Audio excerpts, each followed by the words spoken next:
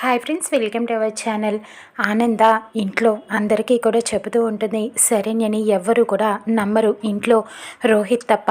ఇటు ఆనంద అందరికీ చెబుతూ ఉంటుంది, శరణ్య అలాంటిదని నేను ఎప్పటికీ నమ్మను. శరణ్య తన నోటితో తనే ఆ లెటర్ని రాశాను, అంతా దర్శన్ గురించి అని చెబితే తప్ప నేను నమ్మను. ఎందుకంటే శరణ్య అలాంటిది కాదు. నేను నమ్మిన శరణ్య ఎప్పటికీ కూడా అలా చెయ్యదు. ఆ నమ్మకం నాకు ఉంది. శరణ్య ఎలాంటిదో, ఇది వరకు ఎలా ఉండేదో మీ ఎవ్వరికీ తెలియదా? కానీ ఇప్పుడు ఇలా ఉందంటే మీరు ఎలా నమ్ముతున్నారు? శరణ్యని ఎవరు నమ్మినా నమ్మకపోయినా నేను నమ్ముతున్నాను. నా కోడలు శరణ్యే. నేను శరణ్యతో వెళ్ళి మాట్లాడతాను. నిజాలేంటో నేను బయట పెడతాను. నేను శరణ్యని కలిసి వస్తాను అని చెప్పడంతో దర్శన్ చాలా కంగారు పడిపోతూ ఉంటాడు. సరే, నీ ఇష్టం ఆనంద, నువ్వు శరణ్యతో మాట్లాడి వచ్చాక నీ నిర్ణయం ఏంటో చెప్పు అని లీలావతి అందరూ కూడా చెబుతూ ఉంటారు. ఇక దర్శన్ కంగారు పడిపోతూ ఉంటాడు. ఇప్పుడు అమ్మ అక్కడికి వెళ్ళింది అంటే నేను సరిగ్గా శరణ్యతో ఉండట్లేదని, శరణ్యని ఇంట్లో నుంచి వెళ్ళిపోమన్నానని, అందుకే ఇలా ఉత్తరం రాశానని మొత్తం చెప్పేస్తుంది కదా అమ్మతో. అప్పుడు అమ్మ నన్ను ఏమంటుంది? నాకే పనిష్మెంట్ ఇస్తుంది. నిజం తెలిసిపోతే ఎలాగా?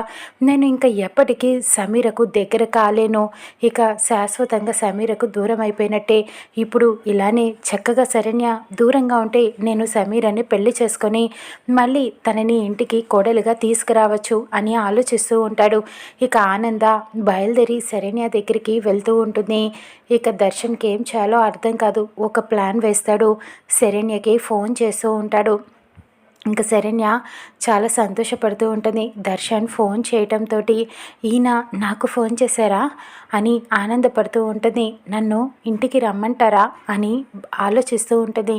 ఇకలా హలో ఏమండి అంటూ ఎంతో ఆశగా ఫోన్ లిఫ్ట్ చేస్తుంది శరణ్య. ఏంటి, ఏం చేస్తున్నావు నువ్వు? ఫోన్ లిఫ్ట్ చేయకుండా ఎంతసేపు లిఫ్ట్ చేసేది ఫోన్?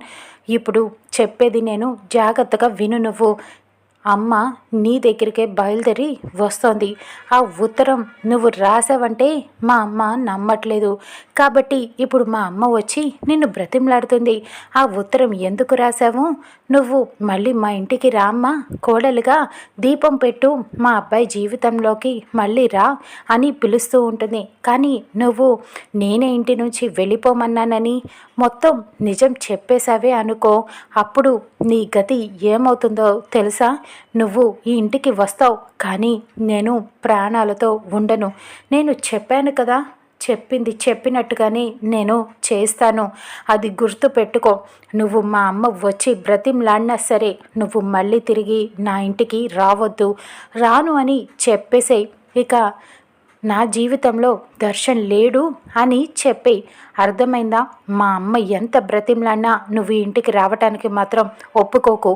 ఒప్పుకున్నావే అనుకో, అప్పుడు నేను చెప్పింది చేసి తీరుతాను అని బెదిరిస్తూ ఉంటాడు. ఇక శరణ్య చాలా బాధపడుతూ ఉంటుంది, కన్నీళ్లు పెట్టుకొని ఉంటుంది. ఇంకా దర్శన్ గురించి ఆలోచిస్తూ ఉంటుంది. ఇటు ఆనంద ఇంటికి వస్తుంది.